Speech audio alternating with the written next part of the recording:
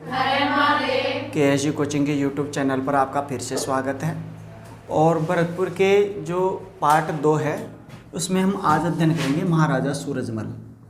महाराजा सूरजमल की अगर बात की जाए तो इनका जो कार्यकाल था वो 1755 से लेके और 1764 तक इनका कार्यकाल था। इनसे पहले इनके पिताजी थे जिनका नाम था बदन सिंह, वो 1722 से 55 तक राजा रहे। और उनसे पहले चूड़ामन का कार्यकाल थोड़ा मिस्टेक था, थोड़ा ठीक कर लेना।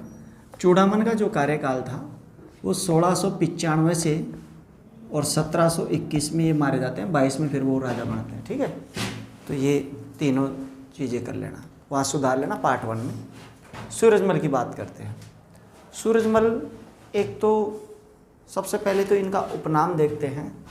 उपनाम की बात की जाए तो इन्हें जाटों का प्लेटो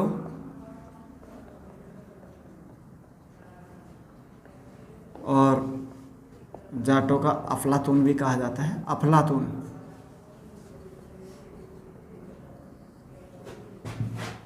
ये दो इनके उपनाम हैं।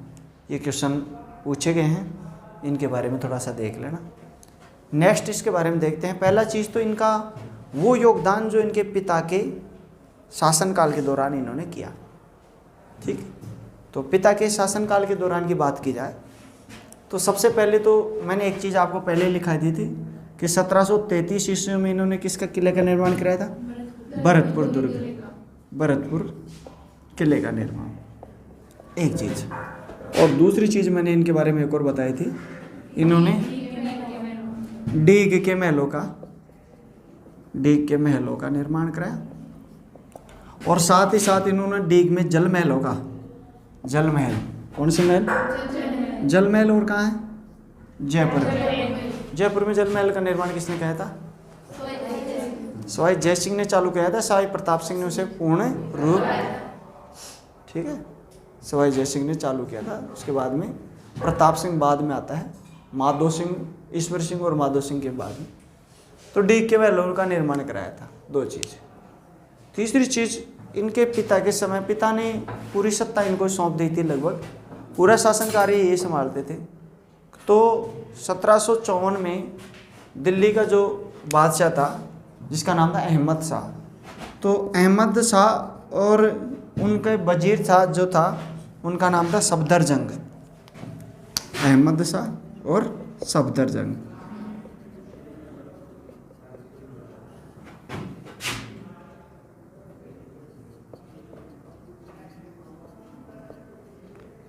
दिल्ली का बादशाह था अहमद शाह और इनका वजीर का नाम क्या था?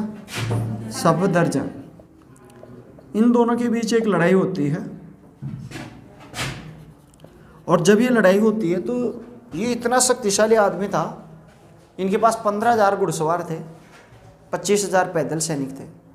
और इनके सैनिकों की संख्या तो कम थी लेकिन वो इतने ताकतवर थे, जाट, गुज्जर, राजपूत, और इतने अखंड योद्धा थे इनके पास कि इनका एक एक आदमी 5-5, 10-10 आदमियों पर भारी पड़ता था। तो इनके 15,000 और सामने वाली फौज के 1.5 लाख फिर भी उनका सफाया कर देते थे। तो बड़े बड़े बादशाह जो थे वो इनकी तरफ मुंह ताकते थे, भाई मैं अपनी सहायता करें। तो दिल्ली के बादशाह, दिल्ली के सुल्तान अहमद शाह और सफदरजंग के बीच में लड़ाई हो जाती है। वजीर ने फ़ोन किया किसको? सूरजमल को। तो सूरजमल किसकी सहायता के लिए जाता है? सफदरजंग। हालांकि ये जंग चालू हो गई थी 1753 ईस्वी में, तो दोनों ही लिख देता हूँ, 1753-54। तो इसकी सहायता कौन करता है? महाराजा सूरजमल। महाराजा सूरजमल अपनी सेना लेके और पहुंच जाता है कहाँ पे? दिल्ली की ओर। अब ये बड़ा बेवकूफ़ नाकारा किस्म का आदमी था। 1.5 लाख सैनिक है, इनके पास 2 लाख सैनिक है। इनके पास 1.5 लाख, इसके पास 15,000 है। इसके 24,000 सैनिक इसके पास जाके मिल गए। तो भी सूरजमल को कोई टेंशन नहीं, उसको तो पता था कि अपने इनके लाख भी नहीं चाहिए अपने को, तो अपन तो अपने से हटा देंगे। इनको बड़ा कॉन्फिडेंस रहता था, सैनिक बड़े खतरनाक थे। और सफदरजंग इनके साथ जो देता है वो नजीब-उद-दौला देता है। इनका साथ कौन देता है? नजीब। ये इलाहाबाद का था। कौन से बात का? इलाहाबाद। तो ये इनका साथ देता है, ये इनका साथ देता है। महाराजा सूरजमल कहाँ का था? भरतपुर का।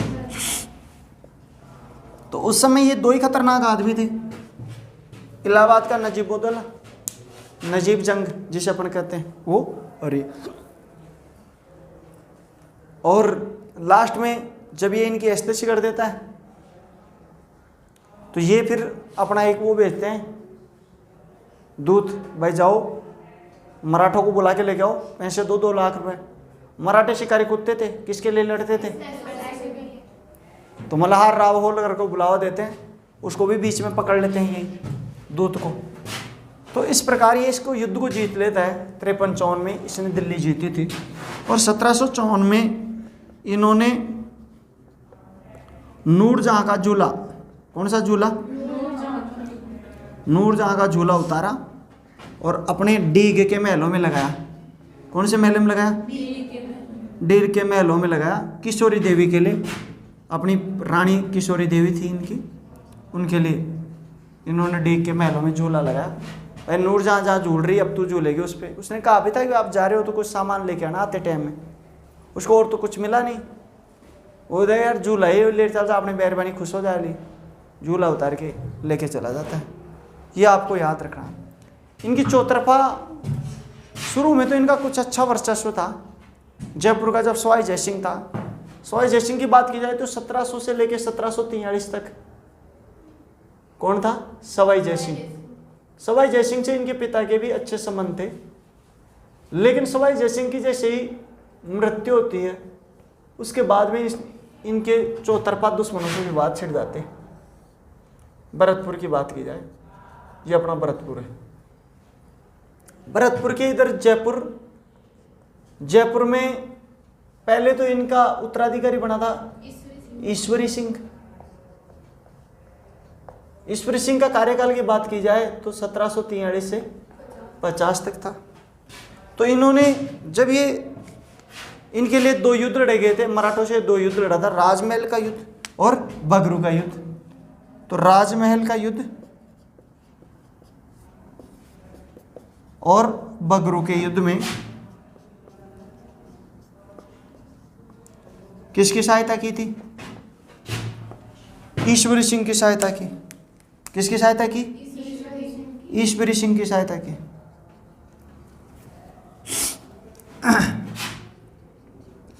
लेकिन ये लास्ट में ईश्वरी सिंह हार जाता है और ईश्वरी सिंह के बाद में इसका जो सौतेला भाई था माधो सिंह, वो राजा बन जाता है। कौन राजा बन जाता है? माधो सिंह। तो ईश्वरी सिंह किसने सहायता की है? तो ईश्वरी सिंह की किसने सहायता की है? तो जाहिर सी बात है ये क्या हो जाएगा? दुश्मन। तो माधो सिंह से इससे दुश्मनी हो गई, पहली चीज। ठीक। दूसरी बात, इधर उधर की बात की जाए तो यूपी में कौन सा पड़ता है? इलाहाबाद। इलाहाबाद में नजीब जंग, नजीबुद्दौला, नजीब जंग या नजीबुद्दौला। उत्तर की बात की जाए तो उत्तर भारत में था दिल्ली। क्या था? दिल्ली। और दिल्ली में कौन थे? मुगल इनके खिलाफ। दक्षिण भारत में की जाए तो दक्षिण भारत में कौन थे? मराठे। कौन से राठे? मराठे, मल्हार राव होलकर। तो इनकी चौतरफा जो दुश्मनी होने के बावजूद भी इस आदमी ने अपने आप को एक कुव्वत से खड़ा किया। किसी के सारे अपने आप को नहीं खड़ा किया। बड़े बड़े राजा लोग, बड़े बड़े जो विद्वान थे, वो इनके पास सहायता और शरण के लिए आया करते थे। तो अपना सिस्टम खड़ा करता है, ये आगे चलता है। 1761 में याद रखना, इन्होंने 2 बार दिल्ली पर आक्रमण किया था। एक 1753-54 और एक 1763। 2 बार इन्होंने आक्रमण किया था। 1761 में पानीपत का तृतीय युद्ध हुआ था। कौन सा युद्ध हुआ था? पानीपत का तृतीय युद्ध। ये आपने सुना होगा। इस पे एक फिल्म भी आई है। कौन सी आई है? पानीपत नाम से आई है। कौन से नाम से? सदाशिवराव भाऊ की फिल्म आई है। तो वो फिल्म इसी पे है। इसको अगर आप देखना चाहो तो इसको देख लेना, ताकि पूरा सिस्टम समझ में आ जाए। तो पानीपत के तृतीय युद्ध में मराठे जो हैं इसकी सहायता के लिए आते हैं कि साहब आप हमारी सहायता करो। तो इसके पास आते हैं, इसके किले में आते हैं, वो भी दिखाते हैं सदाशिवराव। फिर कहे आप कैसी बात करो, थे हमारा मेहमान हो, आया हो, मान सम्मान है थारो, लो बैठो। फिर मराठों का एक शत्रु भी था इनके पास, फिर वो मराठे उसको देख लेते, मारने लग जाते हैं। फिर कहते देखो वो थारो दुश्मन है, माने कोई दिक्कत ना है, लेकिन यो मारो मेहमान है, मारा मेहमान के मारे सामान्य थे हाथ भी कुन लगा सको, चाहे थे फिर पाचे क्यों भी करो। तो ये अपने जो मेहमान होते थे उनकी बड़ी रक्षा करते थे। तो मराठे भी इनके सामने नाम से कांपते थे। तो पानीपत का तृतीय युद्ध उसमें अहमद शाह अब्दाली ने आक्रमण किया था। किसने आक्रमण किया था? अहमद शाह अब्दाली। और इसका प्रतिरोध किसने किया था? मराठे। मराठों में कौन था? सदाशिवराव भाऊ। और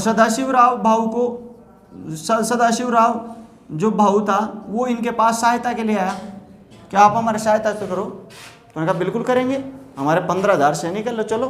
कहाँ लेके से? तो अपने सैनिकों के साथ ही गया।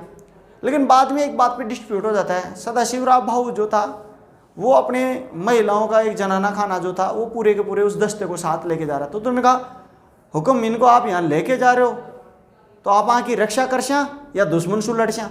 मैं अपन इनकी रक्षा करें या दुश्मन से लड़ेंगे? आप इनको यहीं पे छोड़ो, आप यहाँ भरतपुर के किले में छोड़ दो। उन्होंने वहाँ उन्हें छोड़ा नहीं, तो इस बात पे थोड़ा विवाद हो जाता है उनको, तो ये वापस आ जाते हैं बाद में।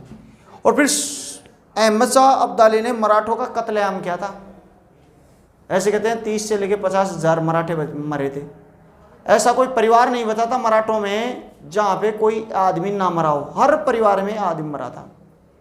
मराठों के लिए इतना बड़ा क्षति इतिहास में कभी हुई नहीं थी जितना इस युद्ध में हुई थी। हर घर में कत्लेआम, हर घर में कत्लेआम। अगर ये मूवी देखोगे तो आपको बड़ी शानदार है, पानीपत नाम से आई है। तो मराठे जो है, मराठे जब हार जाते हैं तो भाग के आते हैं, और जब भाग के आते हैं तो उनको शरण देता है कौन? महाराजा सूरजमल। तो पहले तो मराठों का साथ दिया, यहीं पे लिख लेना, और यहीं पे लिख लेना विवाद होने पर वापस, ऊपर लिखना पड़ेगा, इसमें लिख लेना विवाद होने पर वापस लौटा। ये चीज याद रखना। विवाद किस पर हुआ था?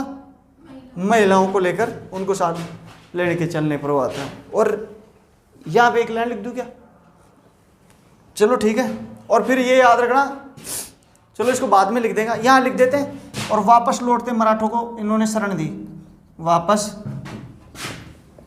लौटते मराठों को इन्होंने क्या दी? शरण दी। अहमद शाह अब्दाली ने कहा मेरे को वापस लौटो, तो इन्होंने कहा नहीं लौटाऊंगा, तुम्हें जो पाड़न है पाड़ लो, एक भी मराठों को नहीं दूंगा। तो इसमें इतनी ताकत थी, बहुत खतरनाक योद्धा था। आप इसका स्क्रीनशॉट ले लीजिए। एक चीज़ और याद रखना, ये जो था इतना कद्दावर ताकतवर नेता था, तो इनके अधीन की बात की जाए तो एक तो अपना आगरा, एक तो भरतपुर था ही, भरतपुर के अलावा आगरा क्षेत्र भी इनके पास ही था।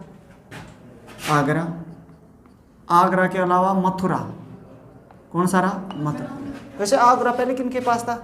मुगलों के पास। और मुगलों की राजधानी था आगरा। शाहजहाँ, औरंगजेब, ये जहांगीर, ये तो राजधानी रखे। आगरा मथुरा इनके पास ही था। मेरठ भी इनके पास ही था। मेरठ भी किसके पास था? इनका क्या नाम है? इसके अलावा अलीगढ़, कौन सा गढ़? अलीगढ़ मुस्लिम विश्वविद्यालय, सुना है? यूपी वाले क्षेत्र हैं। तो ये सभी क्षेत्र इनके अधीन थे। बहुत ज़बरदस्त नेता था, बहुत ताकतवर नेता था। ऐसे कहते हैं कि इनका एक पुरोहित था जिनका नाम था मंगल सिंह। क्या नाम था? मंगल सिंह। इसने एक पुस्तक लिखी थी जिसका नाम था सुजान चरित्र। कौन सा चरित्र? ये रट लेना भाई, मंगल सिंह की पुस्तक थी सुजान चरित्र। और सुजान चरित्र में इन्होंने इनकी उपलब्धियों के बारे में लिखा है। ये कहा जाता है कि जब इनकी मृत्यु हुई उस समय भरतपुर की कुल जो पैसे थे वो 175 लाख रुपए इनके पास थे मृत्यु के समय आए। कितने थे? 175। बहुत ज़बरदस्त आदमी था, गजब का, बहुत ज़्यादा सुधार किए थे इसने। इसका जो इसके सामने जो दो प्रमुख चुनौतियां थी, इसने दो को तो अच्छी तरीके से टक्कर दे दी थी, मैं बता रहा था ना अभी। एक तो ये क्या नाम थे, मुगल, और एक कौन थे? जयपुर। एक कौन था? इलाहाबाद, या इलाहाबाद को रोहिला भी कहते थे, इलाहाबाद या रोहिला। और एक कौन थे? मराठे में कौन था? मल्हार राव। और इसमें कौन था?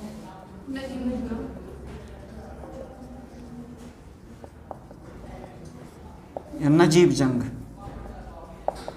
ये नजीब जंग था ना, ये भाग भाग के बुला के लेके आता था। नजीब जंग ही वो उसको बुला के लेके आता है अहमद शाह अब्दाली को। अगर आप पानीपत मूवी देखोगे तो संजय दत्त के पास वो नजीब जाता है, तो नजीब जंग की गर्दन पकड़ता है, नजीब तेरा सर फोड़ दूंगा मैं।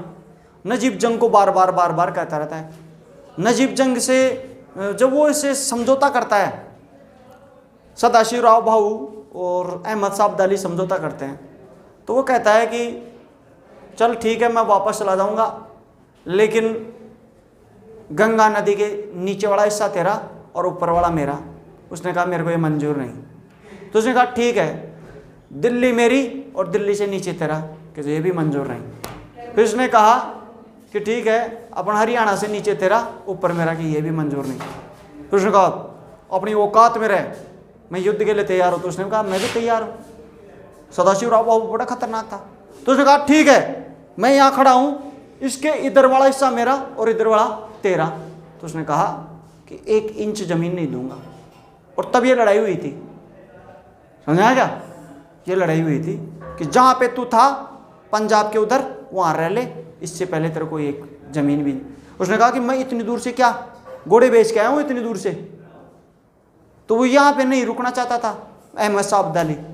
क्यों? क्योंकि उसके वहाँ पीछे जंग हो गई थी, और जंग हो गई थी, उसके तख्त को हड़प लिया था उसके चाचा वाचाओं ने, इसलिए वो भाग के जाना चाहता था, वो हिंदुस्तान को ले नहीं खोना चाहता था।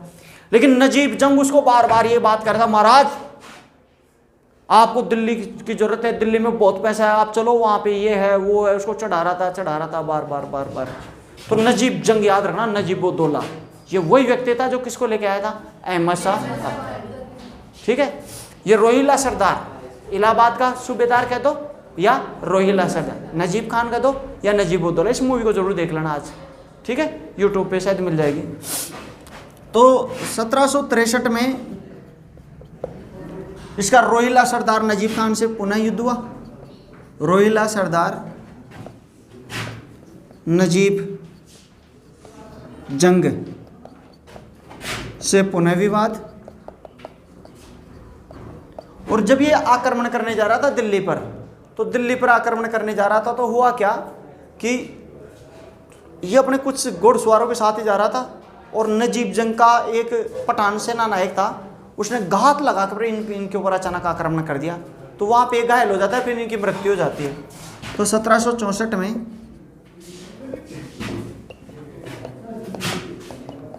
पठान सेना नायक